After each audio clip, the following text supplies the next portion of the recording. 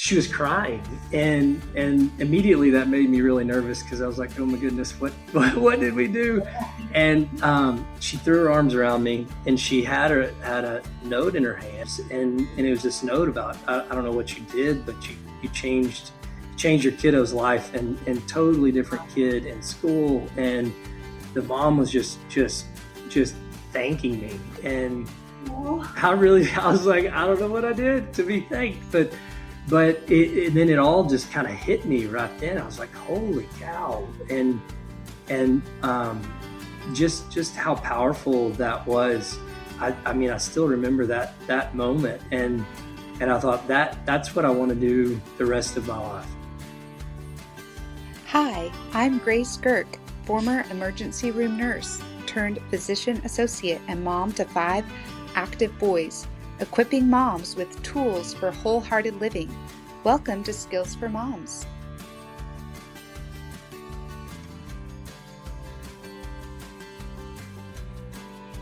Hi, Dr. Capps. I just want to welcome you to the Skills for Moms podcast. Yes, ma'am. Glad to be here. Well, before we get going, I just wanted to give a brief intro to our guest and kind of give them a little framework about what you're going to share today, I feel like really applies to all moms, whether, you have a baby or a grade school kid, teenager, or even just for adult health. And so I wanted to share a little bit about your bio and background with them, and then we can just dive right in. Sound good? Perfect. Okay. Yeah. So Dr. Capps, he has a background in restorative dentistry and got his degree from Baylor College of Dentistry, which is now called Texas A&M Dental School. Is that right? It is. Yeah. The Aggies bought him out a while back. That's right. And then you went on from there. You worked in restorative dentistry for 4 years before getting advanced training in orthodontics and dentofacial orthopedics, as well as a master's degree in oral biology.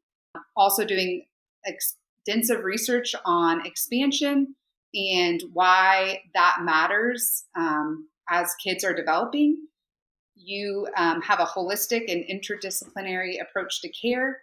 You have 2 private practices in Rockwall and Greenville, Texas, and also speak on a national level about these topics as really a thought leader in the field, and also balance that with time with your family. I know faith is important to you, your kids' sports teams, and just being connected in their life. So yeah, again, we are so glad to have you today. I don't know if balance is a good word. I don't know.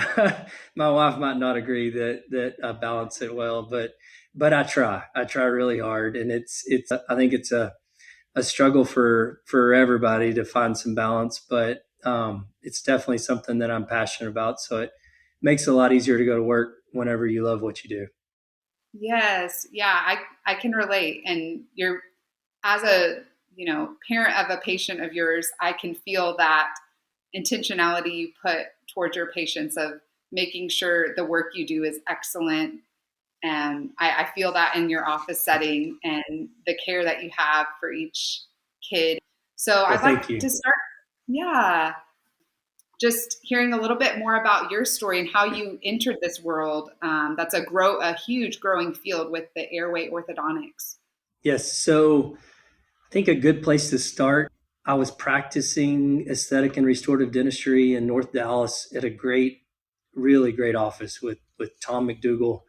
And I was taking a lot of CE, and I was really wanting to be a fellow in the Academy of General Dentistry. And so after, a year or so in practice, every CE event that I was kind of drawn to was more in the holistic nature. The negative thing about restorative dentistry is a lot of times you have patients that come in and it's like this one tooth hurts, and you say, well, you got all these other things going on in your mouth, and they're like, yeah, but this one tooth hurts. And so there's some frustration there oftentimes whenever people take a big picture view, and just doing a lot of work with occlusion and really loving it. But everything kind of seemed to drive me back towards orthodontics. And then I was checking a patient in hygiene one day, and we we didn't see a whole lot of kiddos, but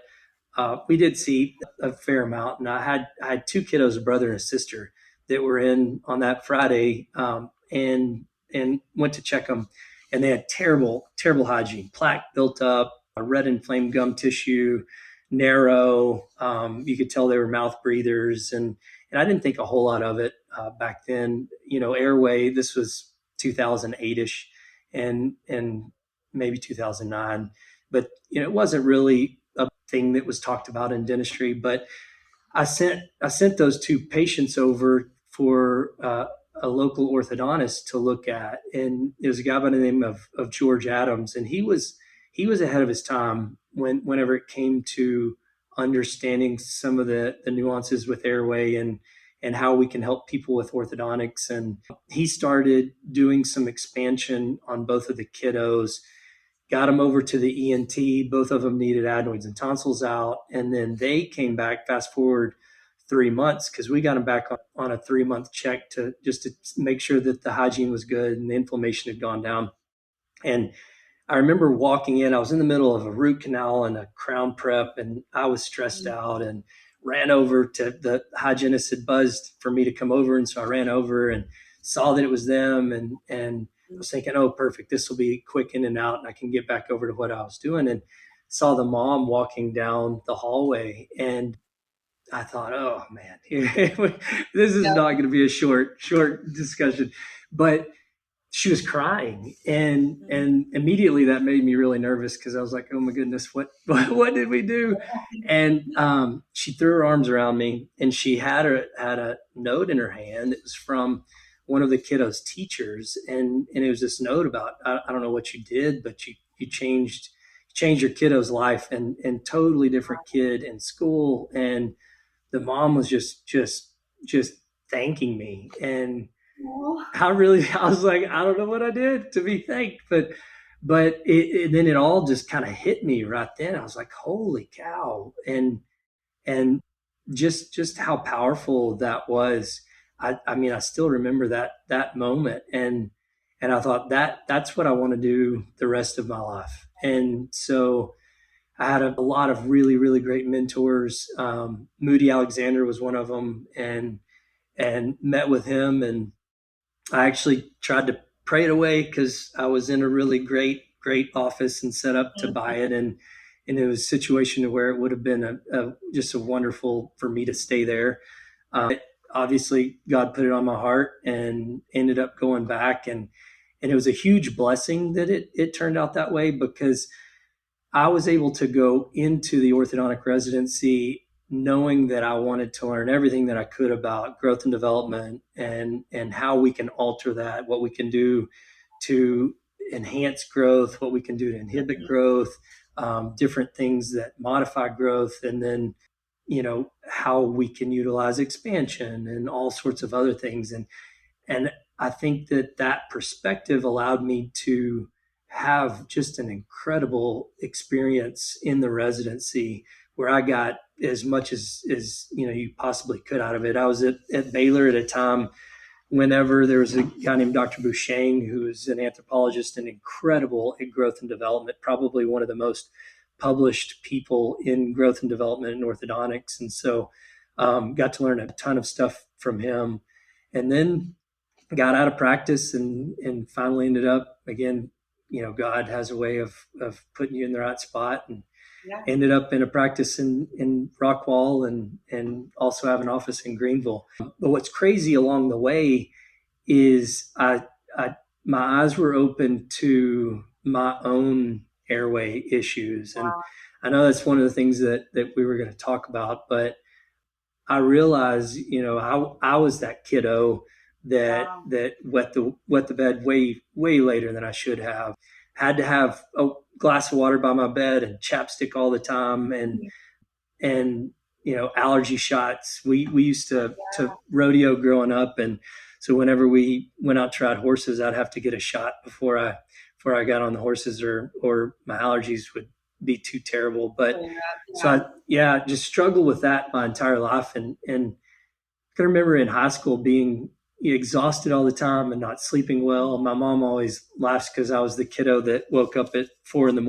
and wanted to watch Ewoks and, didn't ever sleep. And Yeah. so, I was that way my entire life. And then my freshman year in college, I went out to Hardin Simmons to play Hmm. football out there. And on my way back one Sunday afternoon, I fell asleep at the wheel driving 65 and wrecked my Wow. truck. And went in. They sent me in for a polysomnography, an in-house sleep study. And Study. back Yeah. then they didn't. Yeah, back then they didn't know what. I didn't fit the bill of this 65 year old Overweight. Yeah. overweight guy sitting in his armchair, Yeah. snoring and Uh-huh. choking on his tongue, and so they didn't really know what category to put me in, and they ended up diagnosing me with narcolepsy. Wow. And really it wasn't narcolepsy, it was Yeah. UARS. And but I didn't fit any of those categories, so I ended up really not doing anything about it and Yeah. just always managed it with trying to stay healthy and taking little cat naps here and there. UARS, for those who might not know that abbreviation, you want to just share what that is? Yes. So Yeah. UARS is upper airway resistance syndrome, and there's some people that think that there's this continuum of Hmm. airway issues that kind of starts with UARS snoring, and then it progresses into mild and moderate and severe sleep apnea. And Yeah.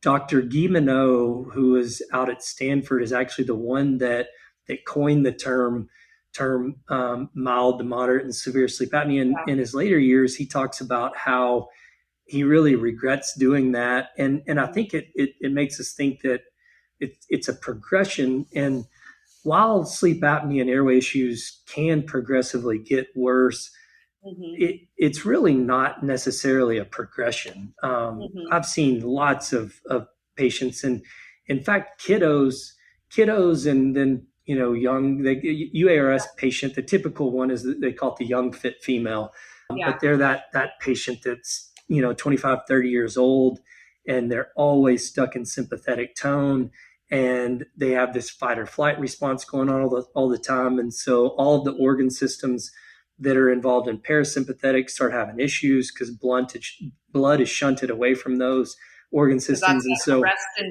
digest. They're always kind of in the absolutely, stress response. Yeah. yes, yeah, so they don't get into the rest and digest mode, and so they start having issues with those organ systems. Sleep isn't good, and that's usually the patient that's waking up at 3 or 4 in the morning and can't go back to bed. And a lot of the kiddos have those similar type of symptoms because the majority of kiddos, in fact, won't actually obstruct. So if you're calling it an obstruction, then you have to have an oxygen desaturation, Right. Yeah. and for that to technically be an obstruction. Mhm. So it basically UARS, it kind of has flown underneath the radar for a really long time because it's not, you can pick it up as far as heart rate and some things like that, but sometimes even on an at-home sleep study, someone that'll be missed. And so, that's basically what I had, and Yeah. then I just figured out how to live with it. And so Yeah. I can remember, I ended up transferring to A&M. I hurt my back, transferred to A&M, and finished up down there. But I mean, there would be times whenever I'd ride the bus to school and start walking to class and get kind of sleepy and peel off and go to the library and take a nap and Wow. realize the class was over, get back on the bus and go back home. And, fortunately, in a lot of those classes, you can just read the textbook and be just fine. But kind of figured out how to handle it. And it has influenced my health dramatically.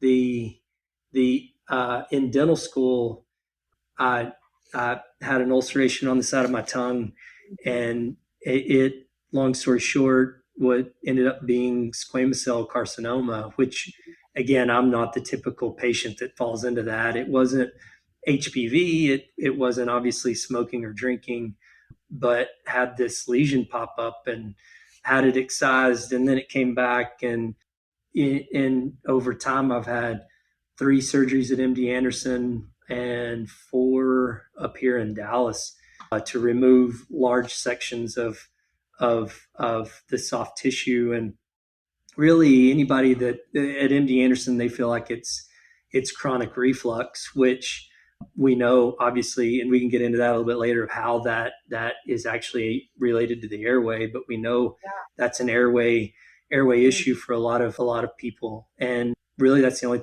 thing that they have to make sense of it, which makes sense because it's always been on my left side, which I'm a left side sleeper, which a lot of people with chronic reflux will sleep on their left side. And we see that, routinely with patients that come in that have narrow arches, and not everybody, but a lot of them. You'll see erosion on these kiddos that are 5, 6, 7 years old, erosion on their dentition, and you start looking, and they've had 8 cavities fixed, and they're all on the left side, and it's like, okay, well, maybe this is just a piece of the puzzle, and we need to do some more digging.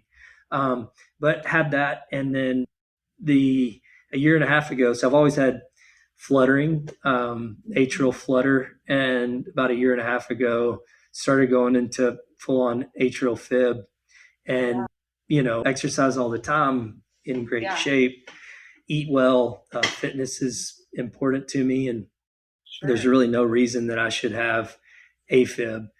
But again, if you look at all the literature on AFib, it's highly, highly, highly correlated with sleep issues. And again, it goes back to nasal breathing and airway. So, sometimes I feel like that dad on My Big Fat Greek Wedding. Have you seen? So he thinks everything, Windex fixes everything. Yes. And we have to tap the brakes sometimes, because airway is not the reason for everything, but it does play a very significant role in a lot of things, and it can be a part of the puzzle. So I mean, that makes a lot of sense. We haven't even talked about tongue ties at all, which I know you look at and address in your practice. But you see with a child who has a tongue tie, it's kind of a symptom of something going on, right? Systemically, like there's a tension in that fascia, right? Yes. That's going Amen. from the floor of the mouth all the way through to the tip of the toes. Yeah. And so you can't just say, "Oh, we snipped a tongue tie, we're all good." Right, it's like the body's showing something, right? Yes, yeah, and that's the thing. That's the thing that, and I know you being a PA and a provider, medicine and dentistry has gotten to be so siloed, and so you go into an ENT and they look at the nose. You go into a pediatrician's office, and they're looking at this subset of things. And you go into the dentist or the orthodontist, and the orthodontist says, okay, well, you have crowded teeth, let's straighten your teeth. Well, is that just like you said, is that a symptom of something bigger going on? And what we found in orthodontics is, if you don't figure out the why, then your correction is going to have a high likelihood of relapse, because those teeth are there for a reason. And so doing the deeper dive, and that's part of our practice, and my passion is you have to take the bigger picture look, and you can't just walk in and say, yes, we have crooked teeth, let's do some braces. Well, you have to and that's part of what is so much fun about it, because when you act like that detective, and you're looking and you're saying, okay, this and this and this, we've got all these clues. Well, what do the clues mean? And what all do we have to do to be able to correct it? And then at that point, it's more about, not just straightening the teeth or making room for the teeth. And it's the difference between, straight teeth and a great smile and a great occlusion, which, yes, that is very, very, very important, but it's thriving. I mean, it's really, great health, and getting over humps and problems that maybe have been issues for a long time, and you haven't ever realized what is the root cause of it. Sure. Hi, we're so glad to have you listening in today with the Dr. Caps interview. Just want to invite you to go back and listen to some of our other shows if you have a moment. We have the interview with Dr. Zach Morgan, who's an internal medicine physician and a functional medicine practitioner, with his wife Taylor, talking about their journey into holistic health. There's also an interview with Robin, who is an organizational expert out in East Texas. And then Misty Bridges, who's a myofunctional therapist and has a practice in Tyler. So hope you can listen into those. Yeah, I mean, it reminds me of the story kind of that got you into this, where you're talking about these kids they did have the malocclusion and the dental decay, but then once their airway was improved, I mean, their school's getting better, their quality of life, everything is getting better. Absolutely. And if we would have, what if we had have just looked and said, oh, well, you've got plaque on your teeth, you need to brush better. And then you get them back in 3 or 4 months and it's like, oh, you got plaque on your teeth, you need to brush better. Mom's like, we brush 15 times a day. Like, how much better can you get? And you don't take the time to think, oh, well, maybe we're mouth breathing and those teeth are dry and the saliva is not bathing the teeth, which God designed the saliva to be a natural lubricant. And if you don't have that, then now the plaque is sticking and the dry environment causes the tissue to be more inflamed, and the mouth breathing alters the pH of the saliva and it changes the bacterial composition of the mouth. And so now we're more prone to cavities, and you get this snowball that's rolling in the wrong direction. And you can beat your head against the wall and just say, hey, let's brush better. Or we can figure out, okay, what is the real issue? Mom, okay, yeah, y'all are brushing 15 times a day. Perfect. So let's rule that out as what's going on and figure out the root issue. Yeah. Let's see. What do you feel like was the moment that you kind of, for your own personal journey, had this click that, it was related to your airway, and that all of this kind of, these different issues that have been popping up along the way, all are related to now the field that you're deeply passionate about? So, I think I had one revelation whenever I treated my son. He had a lot of the classic airway symptoms, and he had adenoids and tonsils out, and that helped a lot, but it didn't completely solve the issue. And then we went in and treated him and did some expansion, and there were some things that clicked whenever we did that. In looking at myself and some of the things that I'd gone through, and really, in the very beginning, whenever I first decided to go back to the residency, I had an inkling that some of my stuff as a kiddo was probably due to the airway, and some of my sleep issues were definitely due to the airway. Going through a lot of the squamous cell stuff at MD Anderson, that really opened my eyes to the kind of damage that reflux and mouth breathing and all of that can do. We always were taught that patients that had different issues where they had xerostomia or dry mouth were way higher likely to have cancers and other issues pop up. And there was never really the problem on a lot of that is we know it. As a PA going through your training, you're taught all of these things, but they're not put in this environment where you can put the pieces together. And so this about this issue and this about this issue and this about that, but you don't think about how it works in a holistic fashion. And then whenever I started having the AFib stuff, that is really when things clicked. And there's a thing called Bernoulli's principle, which is it's a physics principle, but it talks about basically it's airflow or liquid Yes, flow. sorry. Yes, yes. And so, you know, when you have difficulty nasal breathing and you have turbulence, whether that's from, turbinates that are in Lars or adenoids and tonsils or allergies or jaw structure that is underdeveloped, then it creates negative pressure in your thoracic cavity. And if you pinch your nose and breathe in, try to breathe in real hard through your nose, you can feel that pressure.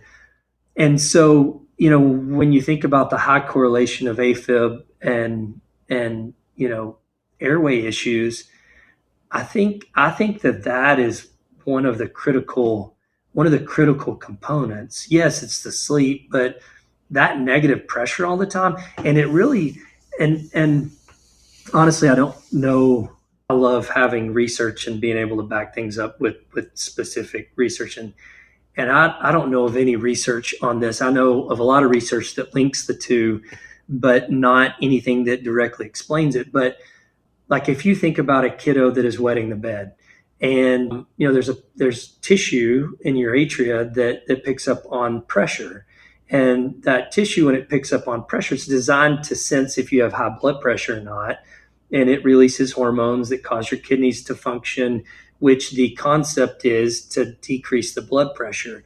And so there's several theories. Again, I haven't ever seen anything to prove this, but there's several theories that say that the reason why some kiddos will wet the bed is because of that intrathoracic pressure that is created, and it triggers that tissue in the atria and releases the hormones, and the kidneys overfunction or overwork, and then that causes them, because you know those kiddos, even if you can stop wetting the bed, a lot, and adults too, are still wake up at night and go to the restroom. Well, your kidneys should not function that much if your body is operating in the way that God designed it to operate. Your kidneys should shut down in a way where you don't have to use the restroom for 8 to 10 hours. And so if you're having to get up to use the restroom, then there is something else going on. And what really hit me is I noticed that I would start going into AFib whenever I wore my mask a lot. And so I would go throughout the day and in the mornings be fine and run 4 or 5 miles and be feeling great. And then 2:30 or 3 o'clock in the afternoon, after I've been wearing my mask and couldn't breathe real well, I would start to go into AFib. And it's like, well, why in the world did I just now start going into what is it? And I really think that has had a lot to do with it. So that, God puts things in our path to help us on our journey. And I think that was one of the biggest things. Yeah, and I mean, a lot of our audience today, I know for me personally, I take my kids to the pediatrician and they've always checked out, yep, height and weight, Right. development. But then I could just tell it's not normal. Like my kid's mouth is Right. gaping more than it should. They're, 7 and their food's coming out of their mouth when they're eating. Yes. What are some of those things? Again, a kid's going to pass with flying colors. They're well child checked, but signs that they're still not thriving. Yes. So first of all, I think a mother's intuition is way undervalued.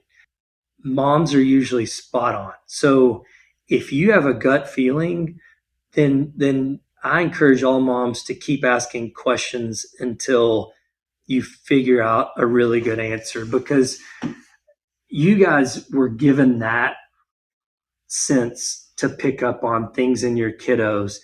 And I've had a gazillion, moms come in and be like, I just don't think this is right. I've had a few people say, don't worry about it. And so that sense is usually spot on.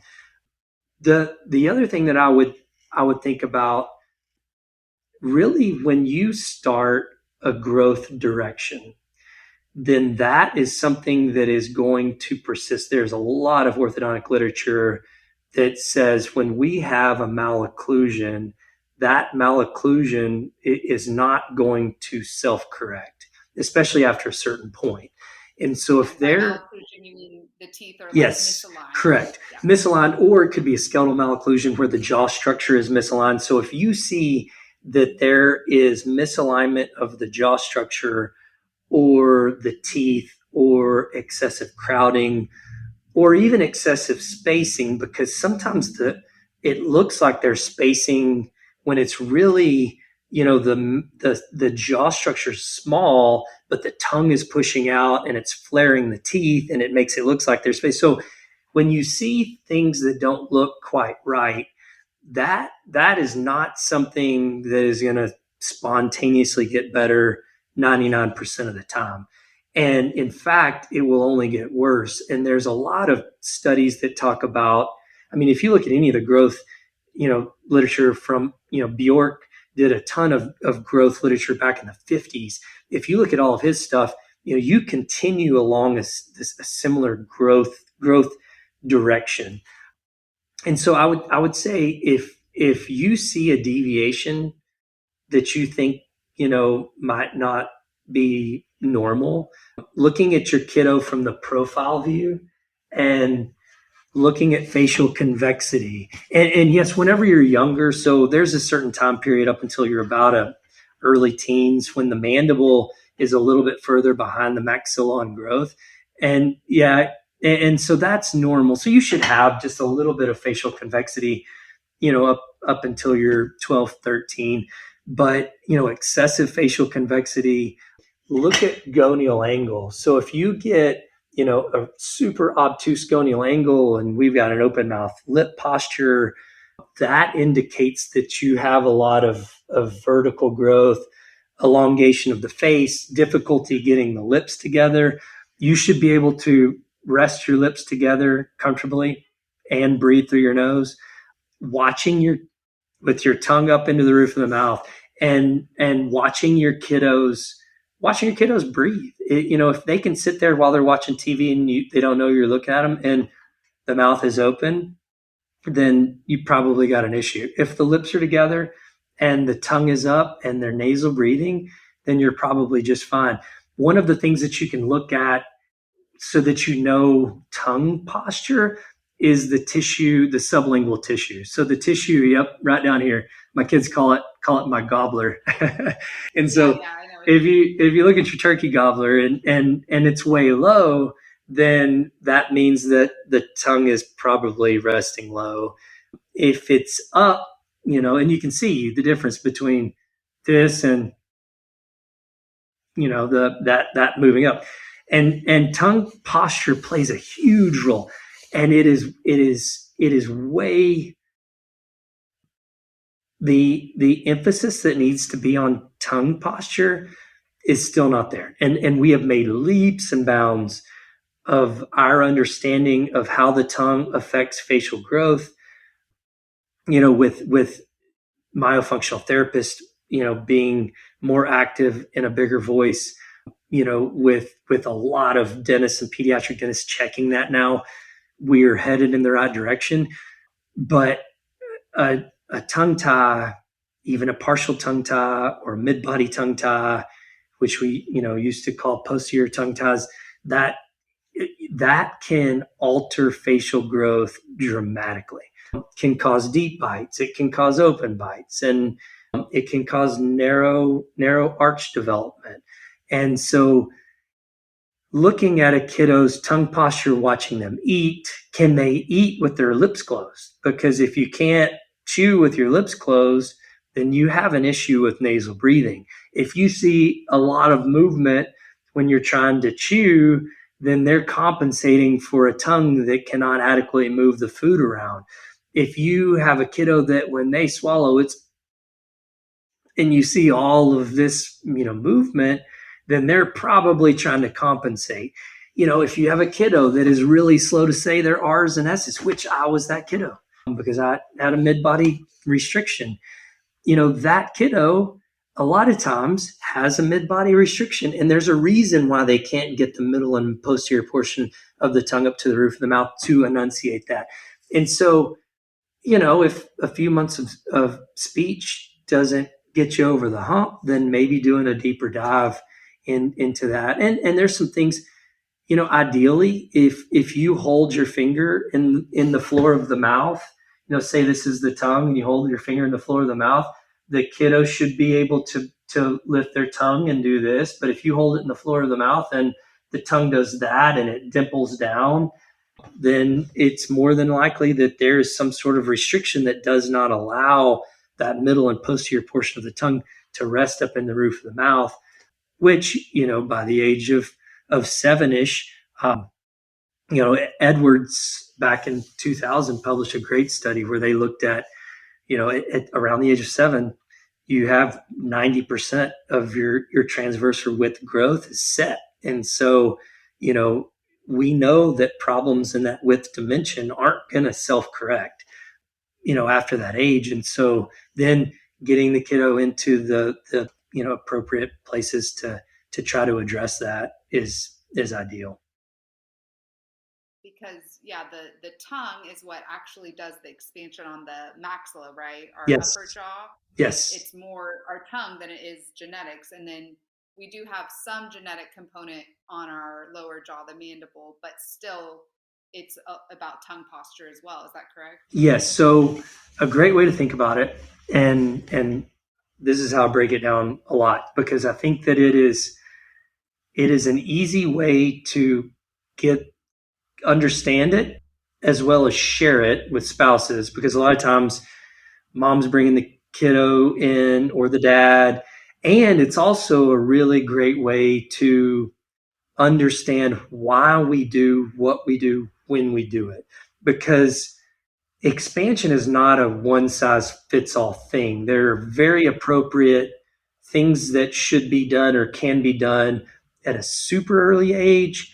And then there's things that can be done, when you're 5, 6, 7. There's things that can be done 9, 10, 11. And then when you get older, there's ways that those issues need to be addressed that if you do something that, another way, it's just not going to work. So a great way to think about it is upper jaw and lower jaw are two different types of bone. Okay. So the lower jaw is endochondral bone. Upper jaw is intramembranous bone. So those two bone types grow totally differently.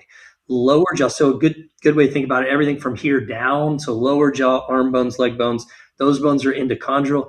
They grow primarily from a genetic basis. So you think about your arm, you have a growth plate. Written in the DNA at that growth plate is about how long the arms are going to be. And God designed it that way to maintain symmetry, or one of the reasons is to maintain symmetry, because you want the right to be the same length as the left. And unless you have a way to pre-describe that, then you can't maintain that symmetry. So mandible, for the most part, in the TMJ, you have an area that is very similar to a growth plate that causes mandibular growth. And there's some remodeling and other things that are altered by epigenetic factors. But the mandible, to a large extent, the stimulation of growth is primarily genetic. It's what Dr. Bouchang was talking about. He would always call it's a growth center. So the mandible is a growth center. The maxilla is intramembranous bone. And a great way to think about it is the skull bones are also intramembranous bones. And if you think about a baby, you can run your hand across a baby's head and you can feel that the skull is made up of a lot of little bones that are separated by soft spots or sutures. And what stimulates the growth of the skull is the pressure from the brain growing. So the brain grows, and as the brain grows, it stretches those soft spots and sutures, which causes more bone to be laid down. And then the skull gets bigger and bigger and bigger in response to the brain growing. That is why helmets work. So a helmet puts pressure on that skull system and not on other areas so that we can get skulls growing symmetrically. It's why they worry about if you have intracranial pressure, on a kiddo, you can have abnormal skull growth.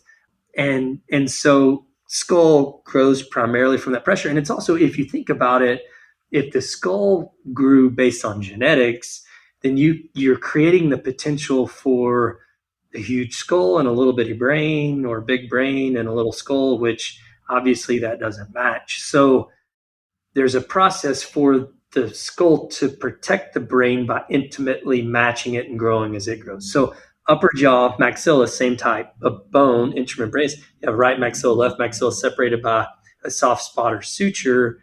And what drives the growth of the upper jaw primarily, and there is some growth that comes from displacement and growth of the cranial base and things like that, but primarily tongue posture and nasal breathing play a huge role in the growth of the maxilla. So if anything that causes the tongue to drop out of the roof of the mouth or causes you to not be able to breathe through your nose, so that could be allergies, asthma, enlarged adenoids and tonsils, chronic sinus congestion, or a tongue tie or a low resting tongue posture, or poor muscle tone, or a syndrome which causes you to have poor muscle tone. All of those things will cause that tongue to drop down, and then you don't reach the full potential. And what happens in a kiddo is then that starts a cycle, and the cycle causes the tongue to rest low and keeps you from breathing through the nose, which keeps the maxilla from growing the way that we want. And now teeth are veering off in weird directions, and the bite is developing abnormally. And the lower jaw, even though it grows predominantly from a genetic basis, the shape of it can change. So the gonial angle starts to become more obtuse, and you start growing down more than forward, and you don't get the chin projection. And there's all sorts of variations with that based on, tongue ties and genetics that, sometimes that manifests in different manners. But it, again, all of the literature shows that that's not something, unless there is intervention, that is going to get better. And so really what we have to figure out is, okay, well, what is an age appropriate intervention? And all of that goes back to, okay, how much growth do you have left in that dimension at that time? How far off from the natural or normal growth, which is another thing. We talk about normal growth. There's a big difference between normal and ideal. And unfortunately, in our society, with, food changing and environmental influences and all sorts of things that are in the air and things that we're exposed to, which, cause abnormal growth, normal is definitely not ideal. And so you have to think about more ideal, but it starts, you have to think about how much growth do we have left? How far off are we from ideal? And so what treatment looks like for maybe a 2 or 3-year-old is way different than what it looks like for a 60-year-old. And the problem right now is okay, where do you go? Where do you go? And that was one question that you had asked me before is, okay, what is a good way to navigate all of this? And I think that, the internet and podcasts and stuff like this, because you have to be your own advocate, and you have to take ownership of your own health, and there's not a perfect place to go, but you have to seek treatment and then be wise about, okay, is this really make sense? And this is our quote wall, and somewhere on our quote wall we've got inspirational stuff and proverbs and all sorts of things, but there's an Albert Einstein quote that I love, that's, if you can't explain it to a 6-year-old, then you may not understand it yourself. And so it is okay for patients and parents to question, the provider, to ask, like, okay, well, can you explain that a little bit more? What really? Okay, that's not making sense to me. What? Because it should make sense. If you can't explain it and why you're doing what you're doing, then maybe you shouldn't be doing it. And you can't always have literature to back up every single thing, but you should have some evidence and you should know, because there's a lot of things that are coming out, especially in dentistry, treating airway, and there are things that there's literature on what that does that has been around for 50 plus years. It's not a new, most things aren't new. They're just kind of reinvented. And you can look at that literature and say, okay, we know what that appliance does. We have the literature that shows exactly what that does. Is it really helping in correcting the underlying issue? And so I think, you know, uh, there are definitely some pediatricians that are all over this, that understand, they all understand growth. I think they're in a tough spot sometimes because, if they're in and out and having to see a lot of sick kids, and then they're trying to treat this and that, and they're making sure that kids are hitting, global benchmarks. And so checking for a tongue tie isn't always like something that maybe is on the radar or even needs to be on their radar. There's a ton of pediatric dentists that evaluate this stuff, and most pediatric dentists are very proactive in evaluating for needing to go see an orthodontist. And there's a huge shift in the pediatric dental community on timing for treatment, trying to understand that, and like when is ideal and what you can do and what is beneficial. And so, I think there's a lot of pediatric dentists that are excellent resources for this. Myofunctional therapists that are excellent. There are a lot of people, we have a couple of ENTs around that really have an understanding of facial growth and what they can do and what we need to do. And so, like, they'll tell patients, hey, you really need to get these adenoids and tonsils out because they're completely obstructing your airway, but your airway is tiny. Like, you need volume increase and some expansion so they can see what all it entails. Because you mentioned this in the very beginning, it's not usually one thing. And that is one thing that I will say from the orthodontic perspective. I think that a lot of orthodontists, I think that they're doing a really great job with this. And I think that some are using it as a marketing thing, which is terrible. But there's people that will abuse things, in every area. And I think that some also just say that it's not a thing, and they point to a few articles and they say, well, we can't, you can't expand your way to perfect health and nasal breathing. And nobody's saying that. I mean, the people that are really doing this well, or what I would consider doing this well, they are taking a very holistic approach to it and understand the limitations that we have as an orthodontist on growth and development, which our limitations, I mean, they're way different than they were 5 or 10 years ago. I mean, we can do some really, really awesome things, uh, you know, on patients. Got a 72-year-old that is doing expansion right now, sutural expansion with an adult expander, a MARPI, but and that totally changes nasal volume. And there is zero, you can't argue that. There is zero argument with that. You can look at the CBCTs and see, significant changes in internal nasal valve and nasal volume, the back of the throat. And no, I'm not doing a MARPI on that patient because I'm correcting their airway. I'm fixing their skeletal malocclusion.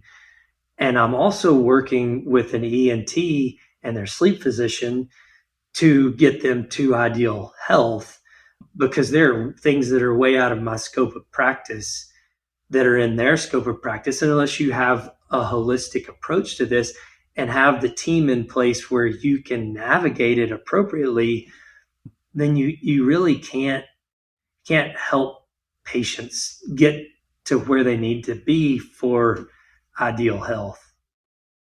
Yeah.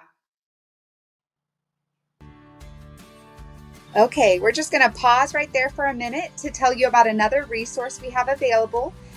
You can see the link in our show notes for our link tree, but it's a cold and flu handout that gives a lot of helpful tips if you're wanting to try to beat an upper respiratory infection or a mild sickness kind of with natural remedies instead of having to go straight to the doctor. So I hope that helps you guys out. Have a good one. So just getting back to what we were just talking about, with a mom who's in the overwhelm, noticing her child has a problem, maybe with the mouth breathing or a narrow jaw, concerns about tongue thrust, where does that mom go? I know I've been there, and it's hard to know. It is. I think the first thing I would say is to give yourself some grace. We put a lot of parent guilt on ourselves, and we think that we've gotta be perfect and give our kiddos as perfect, and we all want to. I mean, we all want to, but it's okay. You're going to figure it out, and you're way ahead of the curve, because there's a lot of moms that come in and dads that come in that this isn't even anywhere on their radar. Mm-hmm. And so if it's on your radar, you're way ahead of the curve, and you need to give yourself a pat on the back. So the first thing I would say is try not to stress, and then try to start networking and looking around a little bit. There's in most metropolitan areas, DFW, Houston area, San Antonio, there's good providers, and that's just in Texas. There's a ton across the United States, and looking at people who have done this a while is good. Myofunctional therapists are a great resource. Mm-hmm. And so sometimes I think it's maybe more beneficial to start there. Sure. And let them guide you to a provider that they have seen delivers great results. Yeah. Because again, I think that sometimes there can be a little bit of a marketing ploy, bait and switch thing that happens, unfortunately. And it's really hard whenever you are so eager for your kid to be well. Yeah. And there's an issue. It is hard to weigh, is this something that we need to do, or is it not something we need to do? And some of the stories that we get of the crazy amounts of money that people and time that people have spent seeking great care, and then they fast forward 3 or 4 years and they haven't gotten anywhere. They're maybe worse off than they were before. Yeah. There's a lot of stories like that. So I would say myofunctional therapists are a great resource. Asking around. I'm terrible at social media. I don't think that's really. Yeah. So I somehow missed that train. And but so, like, for instance, our office doesn't do a whole lot on social media. Yeah. But I know that a lot of people find us because they ask on social media who to go to, and then people direct them our way, which we're eternally grateful for. Yeah. But I think that, a long time ago, I decided that if you take care of people, they will take care of you. And so I think, in whatever city that you're in, if there's somebody that's doing really great work, if you just start asking around, their patients are gonna, and the parents there are gonna be able to kind of steer you in the right direction. And don't, you can be patient with some of those decisions. Sometimes people feel like they're they go into a situation and it's some crazy hard sell that a dentist or orthodontist or Mhm. is someone is doing that pressures them in. If you feel pressured, walk away from it. Yeah. Walk away from it. Take a deep breath, Hmm. and then just ask some more questions. And Sure. so it should never be a situation where you feel like you are pressured into starting something. If that's the case, you're it's more of a like guilting you into it rather than truth Yeah. leading you into it. And then do research, but also at the same time when you're doing your research, you know, weigh it with some Mhm. wisdom, because there's some things out there that make claims that don't make sense. Mhm. And go back to the anatomy, and if you understand the way that the jaw structure grows, then whatever appliance you're using and when you're using it should make perfect sense. And Yeah. if it doesn't make any sense, then that's a situation where you ask a few more questions. Sure. And if somebody is super defensive and gets angry and can't answer the questions, then Mhm. maybe that's not the best place to be. And so I think the biggest thing that I can encourage people, because man, I see it. I see parents come in and they're exhausted, Yeah. and they're stressed, and they feel like they're letting their kid down. And they're probably also not getting sleep, because Yeah. whenever your kiddo's not sleeping, you're not sleeping. And so they're sleep deprived. And some of them have the same airway issues as their kiddos do, and, Mhm. have never really slept well. And so, yeah. And then if I mean, like Grace, you guys, you're such a wealth of knowledge, and you've navigated it before. So, you know, tap those people that have been through the journey, and then get connected. And then usually, we get asked all the time, do y'all know someone in Houston? Do y'all know someone in Austin? And so we know some, and there's also areas where we don't know anybody, and we can ask around and try to connect. And it's also things, we have people that drive a distance. And the cool thing about what we do is you don't have to come in every week. Yeah. And like I had a patient today, they drive in from 3 hours away, and we can do that. They can make it every 10 or 12 weeks, and we can do things to make that super efficient and to progress. Now, is that ideal? No, it's not ideal. It'd be ideal if there was somebody right next door to them that they could go to, but it's not always the case. So I Yeah. hope that It answers the really does. question. I think I Is also want to just encourage moms, if it's not the first person you talk to is not doesn't have to be the right fit. I think for people put sure. that pressure. I'm going to try Yeah. out this one doctor or holistic. Yeah. I heard, and that's our own story. We knew one of our children had an issue.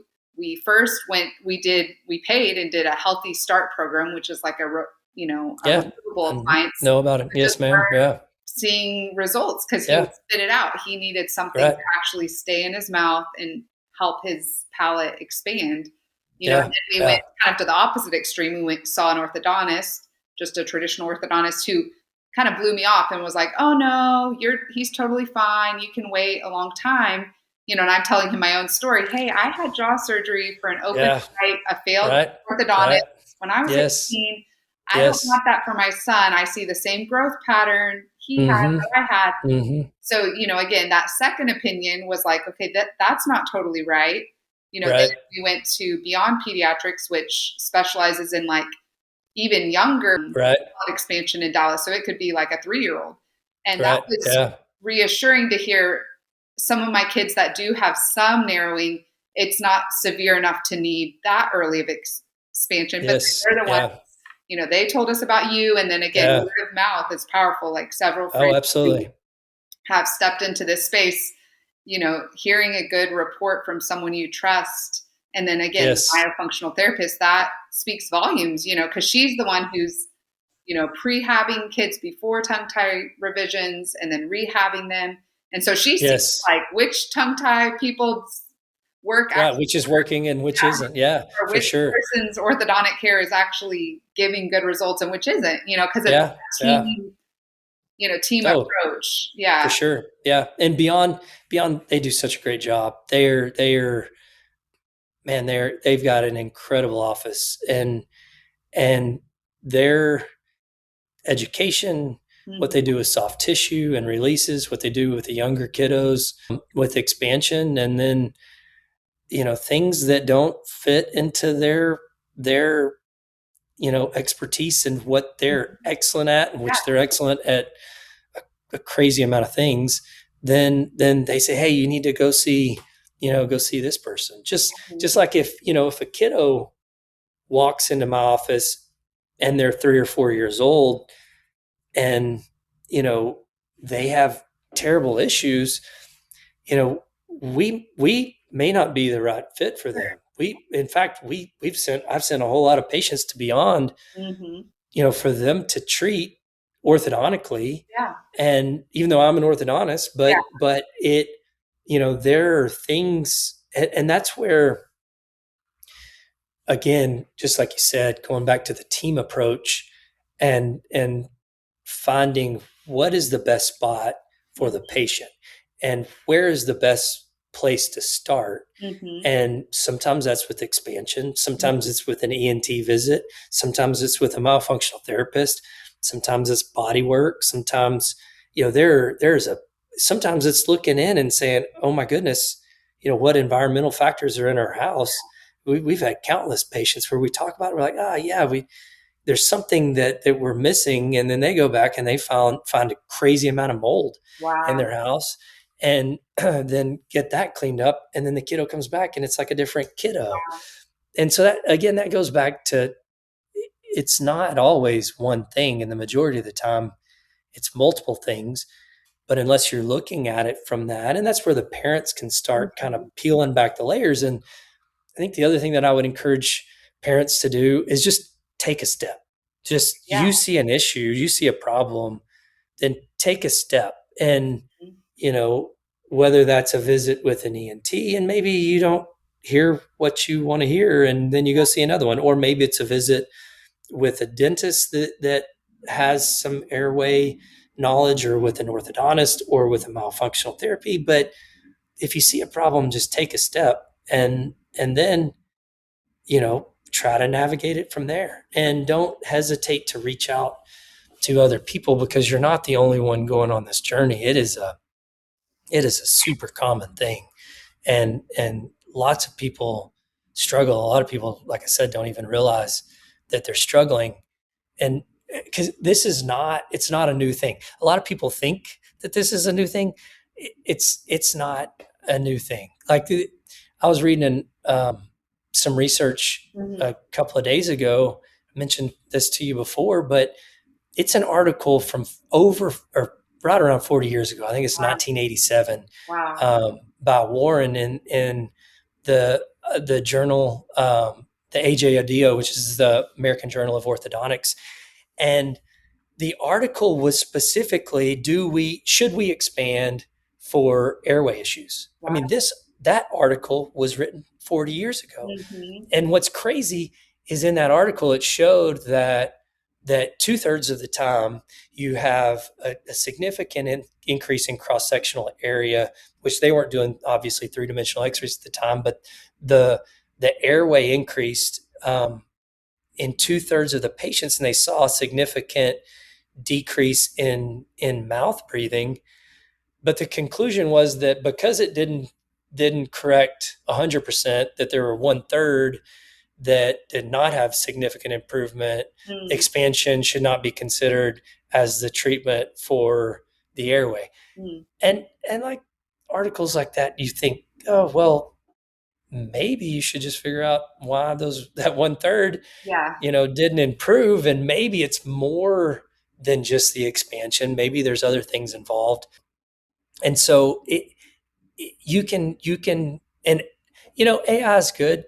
It's good and it's bad, but you can type in symptoms into AI, and it does a really pretty good job.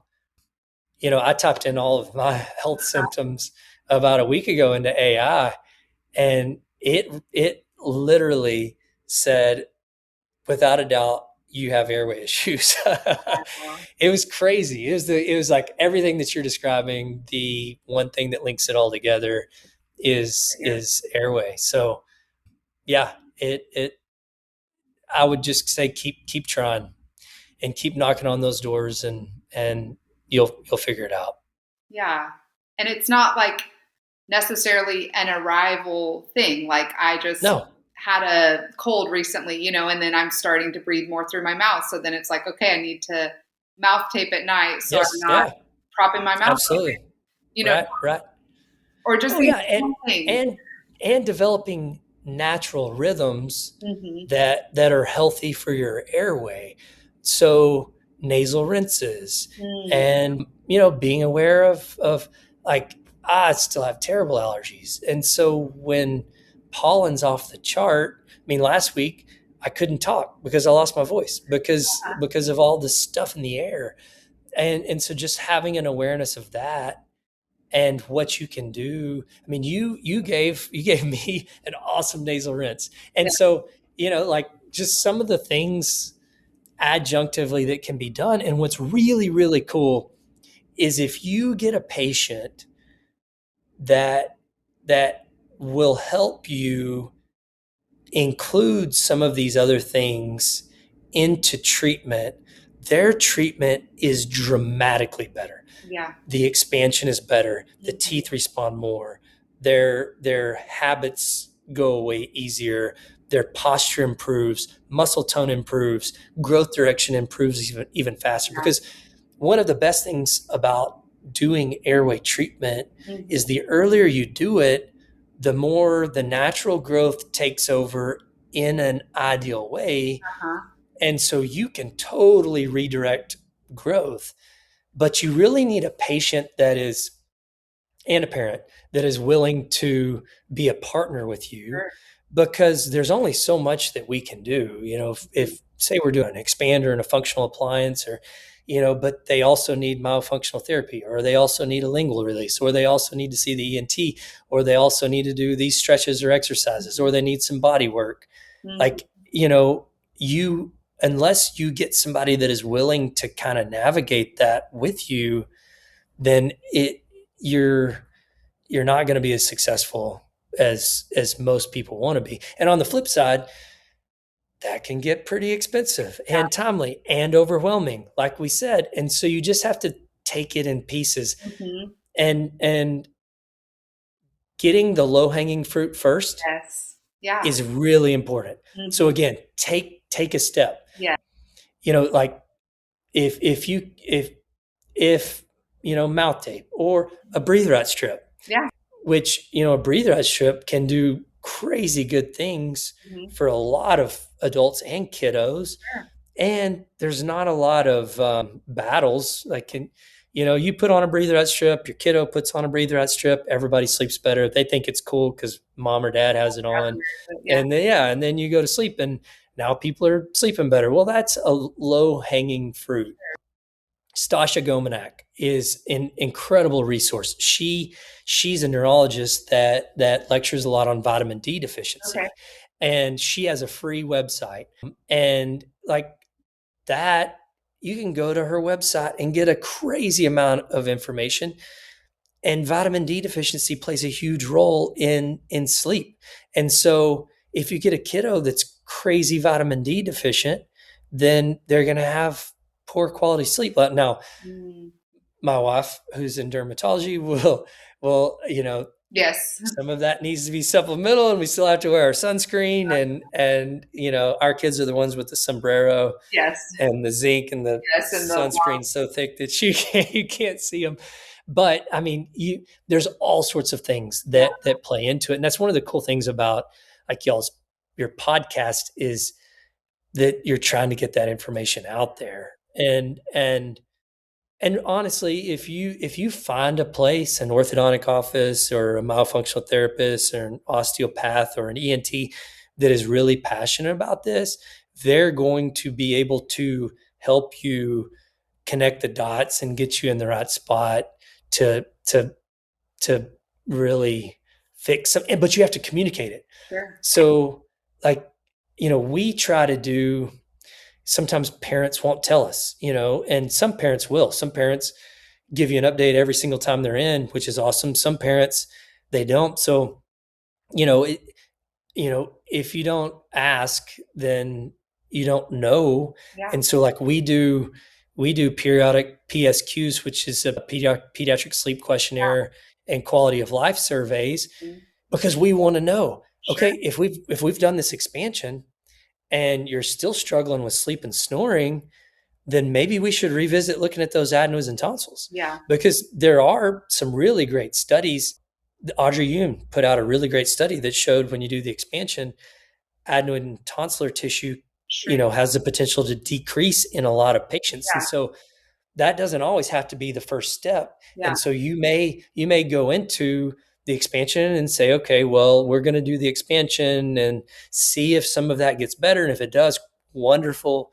We don't have to do anything, but maybe it doesn't. And so maybe you have to revisit that. But unless you're asking the questions and doing some of these quality of life surveys and revisiting things and, hey, have we gotten better? Or the parents are proactive about it. It's like we were saying, you've got to be an advocate for your own health and for your kiddo. And you should be in a practice where it's okay to ask those questions. Yeah. And it's okay to press the provider a little bit and say, hey, we're still wetting the bed, or we're still having issues. Well, okay, is there something else that we can do? Is there something in the puzzle that we're missing? Let's put our detective hat back on and try to figure, okay, well, do we need to do some myofunctional therapy? You guys had Misty Bridges on last week. Myofunctional therapy alone, statistically, looking at hard evidence like polysomnographies, you can reduce sleep symptoms by 50% in adults and 65% in kiddos just doing myofunctional therapy. So like it is extremely powerful. Wow. And sometimes, you need to revisit that, or tongue posture, or a tongue tie, or nasal breathing, or do we need to see an allergist? So, it's a journey, just like you said. Definitely. It is a journey, but it's an awesome journey, and just a general striving for health and wellness, and being able to share that with others is awesome. Yeah, man. Well, it's been so great to have you on today, and you've just shared such a wealth of information with our listeners. We'll be sure to include your contact information, in the show notes, so people who are close to Dallas, we're not even in Dallas, but we drive for 2 hours to come see you, can connect, and then people can look in their area for like an airway specific provider if they need that. Is there anything just in parting you would want to share with our audience today? No, this has been awesome. It's been a blessing. I love talking about it. I've really loved getting to know you guys and your fam. And so thank you for letting me be a part, and I commend you for spreading the word and having a passion for it. And just thank you for helping out all these moms and dads that are trying to help their kiddos. So keep up the good work. Well, thank you so much. You're the real deal. And we're just thank you. Thankful to have you come on the show today. Awesome. Well, hey, it was fun. Yeah. We'll have to do it again sometime. Yeah. Thanks, Grace. This is not medical advice and is for general, educational, and informational purposes only, and should not be used as a substitute for professional medical advice, diagnosis, or treatment. Listeners are advised to always consult with a qualified healthcare provider regarding any medical condition or treatment plan. This information is for personal use only. Rather than asking you to comment or subscribe, we want to encourage you to share our channel with others if you found this helpful. We are committed to nurturing face-to-face relationships and encourage you to be known and seen by those in your world.